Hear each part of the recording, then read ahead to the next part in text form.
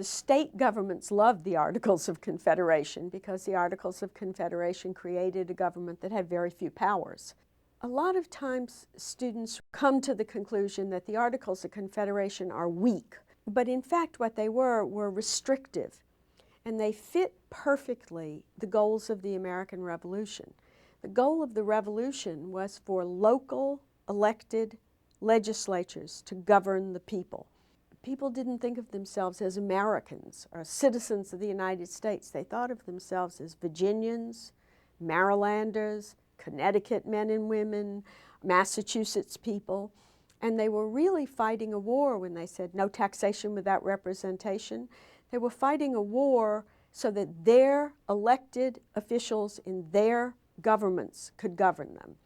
So when they create the first national government, they create a government that comes out of their revolutionary goals, which is no tyrant. We've just fought against King George, who we've called a tyrant. So how do you make sure that doesn't happen? You have no executive branch in the national government. Most powers preserved for the states. Don't let a distant government, and in the 18th century, if the government was located in New York, that was 1,000,000 miles away from Georgia or South Carolina because there were no planes or telephones or Amtrak or anything that would make it possible to get there quickly. You probably could get to England by ocean faster than you could get from Georgia to New York or to Philadelphia by horseback. And so no distant government with strong powers. Local government with strong powers, very much state power. And so the Articles of Confederation are by choice, that is, by the choice of the revolutionaries, very limited. They don't have the power to tax, which colonists and early Americans thought was the most powerful right a government had. They don't have the power really to create an army.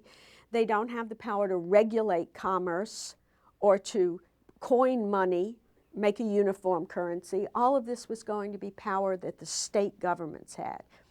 And so, in effect, the Articles of Confederation meet the goals of the Revolution.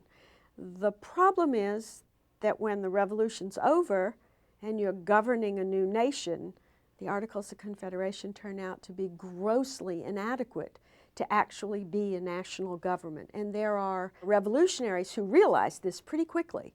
There are men like Hamilton, Madison, Washington who say, wait a minute, those were really good goals for the war, but the United States is not going to survive with such a, they didn't call it a weak government, they called it an unvigorous government, without an energetic government.